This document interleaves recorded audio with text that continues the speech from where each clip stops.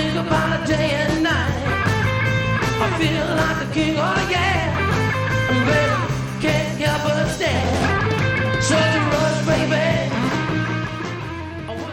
Ladies and gentlemen, guys and dolls, cats and chicks, you're listening to Viva ENT. This is Johnny the Capo.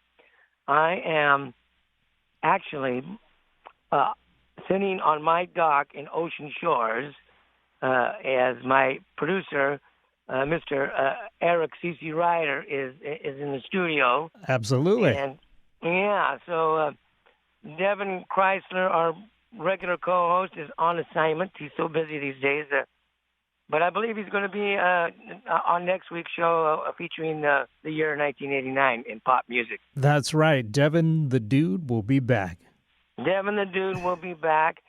Today we have a great, great show for you, ladies and gentlemen. We have the Hammond brothers out of Nashville. That's right. Yeah. Dale and Gail, twin brothers, yeah, country music stars. Yes, sir. And, they've been around a long time. They've had a long career. They used to play Vegas a lot back in, I think it was the 80s a lot. And they have a special connection to Ray Walker, who is the bass singer from the Jordanaires. That's right. And of course, sang with Elvis. That's correct. So most people that know anything about Elvis know that the Jordanaires was his backup band on record and in films until from 1956 to about 1970. So, so not only do they have a special connection with Ray, we today are going to feature an interview, the Best of Viva ENT interview with the legendary Ray Walker. So this is going to be a really cool show today, Eric. I'm excited about it. Yeah, I'm excited too. It'll be good to hear that interview with Ray Walker one more time, and good to check in with the Hammond brothers who are returning to the show. Introduce people to them if they're not familiar with the Hammond brothers, why don't we play one of their songs here, this one called Let It Rain on Me. Let It Rain on Me. Very cool.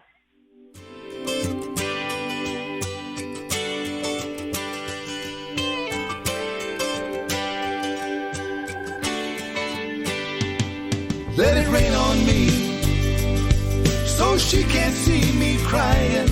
Let it rain on me, you know my heart is dying. Don't want the sun, don't need the moon, just let it rain. Come on, let it rain. Said our love was magic, but it disappeared. Don't want to spend the rest of my life drowning in these tears. Let it rain on me, so she can't see me crying. Let it rain on me, you know my heart is dying. Don't want the sun, don't need the moon, just let it rain.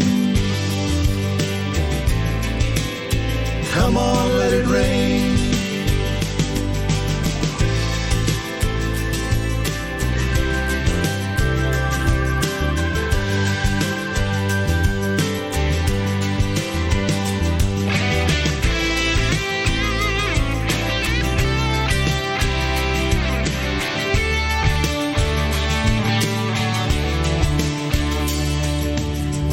It's been a long wet road, but it's starting to dry. I found my one true love, now the sun is starting to shine. Now the rain's all gone, I'm alive and I'm not dying. Yeah, the rain's all gone, blue skies, the sun is shining. I've got the sun, I've got the moon, we've got it all.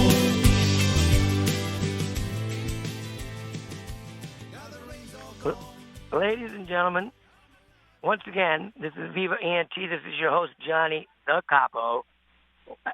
On the air today, our special guests are the Hammond brothers. and that's Dale and Gail, and they are twin brothers, correct, guys? That's right. Absolutely. You got us both. You got us in stereo. So we just featured one of your songs. I really like it. You want to tell us our listeners a little bit about that song? Let It Rain on Me. Yeah. That line came to me a long time ago. Think about this: a guy that's so distraught, so hurt. He didn't want anyone to know how much he's suffering and how much pain he's going through. So he says, "Let it rain on me, so she can't see me crying." So he didn't want to show us. He didn't want her to know that he was hurting that bad. So he prayed that it would rain so she couldn't see his tears. To me, what a line! Yeah. What a great line for a song.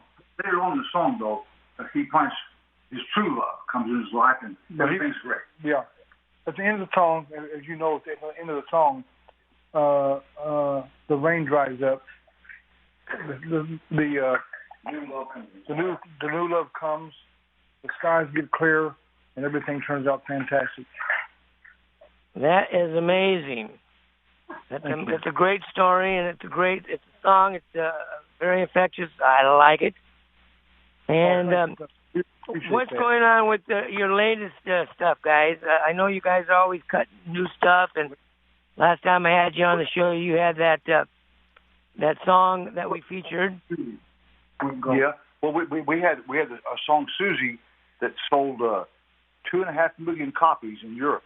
It went really big in Europe. That's the song that we featured on the show last time, I think.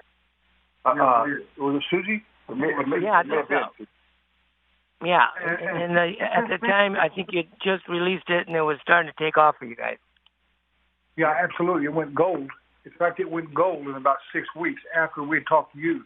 Well, congratulations on that.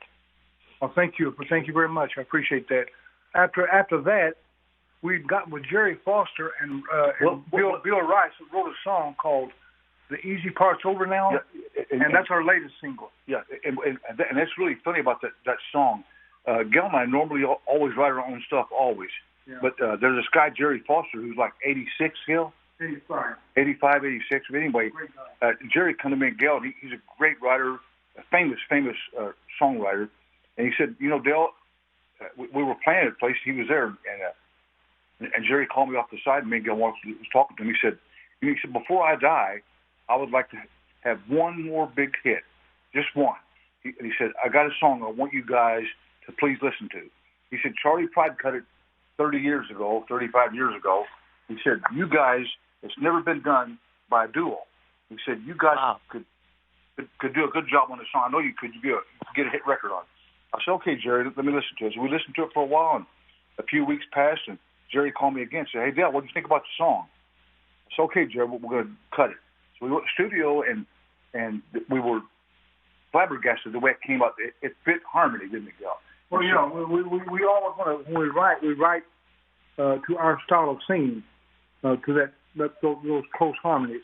That song was made for us, so we cut it. Now, 30, 40 years ago, I think Charlie Pride had the #1 song on that, and Steve Warner hit big on it. About 30 years ago. So it was time to cut it again. So we cut it, and they're predicting it's going to go platinum. That's what they're predicting. Well, I definitely have heard of Jerry Foster. And if you get a chance, can you name some of his hits? Pardon, say it again, Johnny. Can you name some of his hits, Mr. Foster's hits? Well, Jerry Foster, I guess I can't think off the top of my head. Can you, Gil? Actually, he's had over 200 recorded songs himself. Yeah, he wrote a lot of country songs for sure, right? Oh yeah, mainly country stuff. But right, and maybe more of a pop than anything, but or pop country. But yeah, I think it's going to be a hit. We did the video. The video really, if you get a chance to go check the video out on YouTube, we just put it out there on YouTube. It's people are just going crazy over it. Cool. And what's the name of the song again? The Easy Part's Over Now.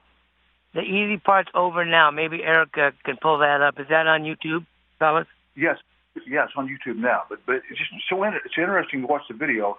because it talks about, tragedy in life, that how we lose precious things in our life, but I guess the most precious thing is love. You find someone you love, and it ends. It's very, very sad. That's a tough part. It's very, very hard. Yeah. A lot of the stuff we write is some happy things, but there's a lot of heartbreak in what we write too. I guess it's life experience. We write about life experiences, but like "Let It Rain on Me" was a heartbreaking song, and then all of a sudden, by the end of it, everything's perfect, everything's great. But life didn't always work out like that. Sometimes, someone dies, there's no bringing them back. That's it, they're gone. But yeah, we also have, as we get older, that's just is inevitable. Yeah, inevitably, we're all going to die. But Johnny, here's the way we believe. We believe that after this, a new life begins. There's another life, and it's, we believe in Jesus Christ, and we think that eternity is eternity, and we're all going to be there. But right now, what we do in this life will determine where we go for eternity. So treat everybody good, and you'll be treated good back usually. And if they don't treat you good, leave them alone. Right? Well, one thing for sure, we deserve a new guitar when we go. Absolutely. That's right. Well, we really appreciate you guys calling us and doing this interview. We really love you guys a lot, and you really reach out. You help a lot of people, and you bring a lot of happiness and joy to people. And I love having that. Featuring music from pop, rock, and soul, country. Right. From the decades. I did an interview a few years back with Ray Walker, and we're going to feature it today on the last half of our show after our interview. You guys have an association with Ray. Can you tell our listeners a little bit about that? Yeah, well, we talk to Ray almost every day. Ray's that's an association. Marilyn, Ray's wife, is pretty ill right now, but no. Ray sticks. He's kind of he's retired, and all he does is take care of Marilyn. And of course, he talks to us on the phone almost every day. We talk to him. I go over and see him. But with this COVID thing, it's kind of scary because if he got that or Marilyn, it would be bad. But to give you the Reader's Digest version, the Jordanaires were back doing sessions. They were tied doing recording sessions, and Ray said, "Listen, we have obligations on the road. I'm going to take the Hammond brothers, and we're going to go on the road." We did that for 3 years with Ray as the Jordanaires, did all the parts. As far as Elvis, we've been connected to Elvis and all that group our whole lives. We couldn't get away from it. We were kind of sort of born into that way of life with Elvis and with his people and with Ray Walker and the Jordanaires and all those people. So we've been connected. We couldn't get away from it. We didn't. We loved Elvis. He's a great singer. But we loved more than any singer out there. We love Elvis. Yeah. Well, that's nice to hear. I've been a lifelong Elvis fan since I was probably 10 years old. We have been lucky enough to have DJ Fontana on the show, Ray Walker, Mike Stoller, and other guys from the Elvis world on the show. And like I said, fellas, before we got on the air, I'm coming, and we'll be in Nashville on November 1st. I'm going to spend a week in Tennessee, and I think when I get to Nashville, I'm probably going to drive straight to Memphis. So on my way back, I'll probably be able to meet up with you guys, and we can have dinner and all that type of stuff. Right. What date? November? I'm going to be there from November 1st to November 8th. November 8th. Hopefully we'll be in town, guys. If we do, we'll get to quite meet. If you're in town, we'll make it. We'll make some plans. Yeah, fantastic. But John, I got to check my schedule and make sure we're not going to be gone. I don't think we are, but I'm not positive because there's so many dates have been canceled on us because of this COVID thing. So I'm not sure. But at this point, when we get dates, we do them. So if we're not booked, we'll definitely want to get together with you. That'd be a lot of fun to do that. I know you don't. We don't. As I do, I don't turn any work down. Yeah, well, you better not, because except we don't know what's going to happen. We pray that, and I'm an optimist. I think everything eventually will go back to normal. I believe that. So we're hoping and praying that. But also, Johnny, I want to say that Gail and I have been doing this since we were little boys. So Ray Walker first discovered us up there at 14, and we started doing a television show with Ray called Your Own Time. And from that, we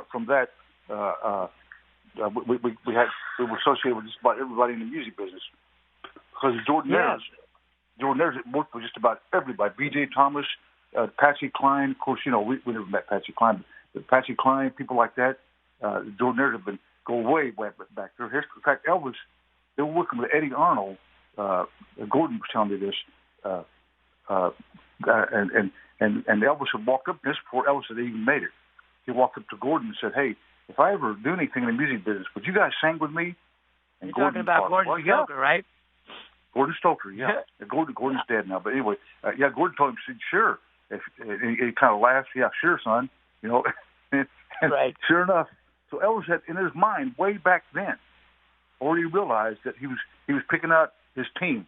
He knew he was going to be who he was, and I guess he knew in his heart that he was going to be a huge success. And of course, the world knows how big a success he was. Probably the greatest singer as far as fame as any singer that's ever lived, or more than any. I always thought that B.J. Thomas and Elvis and Marty Robbins had this certain texture to their voice, other than other singers. Yeah, they did. They had a smoothness, a texture. Yeah, you're right. In fact, it's funny, Johnny, you saying that. Elvis Presley told me and God, we were little boys. He said, "Listen, you guys have a special gift." He said, "Someday you guys are going to sing to the world." He said, "You guys are my twins, and I want you guys to understand something. Don't ever quit doing this, because someday you'll sing to the world." And he was right. Very cool, man. I was like 13, 14 years old, man. So I hear you. I've been playing. I started playing in bands when I was about 14, and I was lucky enough to live in Las Vegas most of my life, which you guys had a nice run in Vegas for too. Well, we still. I played the lounge circuit in Vegas. Probably for about 20, 25 years. Well, what we did was we still played Vegas, but we haven't played it in a year or two because of COVID, and we started doing a lot of one-nighters in the but we still play Vegas. We played about every hotel in Vegas, and the last one we played was the old International. Yeah, and that was a lot of fun. In fact, they gave us Elvis's dressing room. I told them who we were and started talking to him. So then they said, "Listen, we got a surprise for you." And then an old black lady that had worked and helped Elvis get ready in the dressing room was there, and came and met Ben Gellert and hugged us and kissed on us. She was the sweetest old lady you ever met, and she still works at the Hilton Hotel. She said, "Listen, honey, I'm going to show you guys something."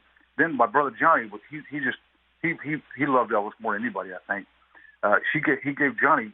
She said, "Elvis left this, and I took it and put it. I put it away, and it was Elvis Presley's makeup that they used rubbed on his face." He said, "I held on to this for all these years. I want to give it to you boys." And my brother Johnny took it. We still got it, but it's kind of cool that she said, "I put this on his face, and here's the makeup," and Elvis himself said, "Hold it, let me see that." So he did it himself. Sometimes Elvis was a perfectionist when it comes to how he looked. He wanted to look perfect. And he did. He looked pretty darn perfect, didn't he? He did. In fact, this is Gail. In fact, just before we went on that show at the International, I took that pancake makeup and put it on and used it. And we all did. And I've still got it. But she just said, "Here, I want you to have this. Take it." So I thought that was pretty cool. Yeah, I got a story. My band actually played, years. After Elvis was gone. my band played a gig up in the Crown Room, it was called. So Elvis used to have the entire floor of the International Hotel, and it was called the Crown Floor or something similar to that. And I actually played a gig up there, and all the time I was up there, I was just thinking, man, here I am playing right where Elvis was. You know what I mean? Yeah, wow. I remember one time we were back there, and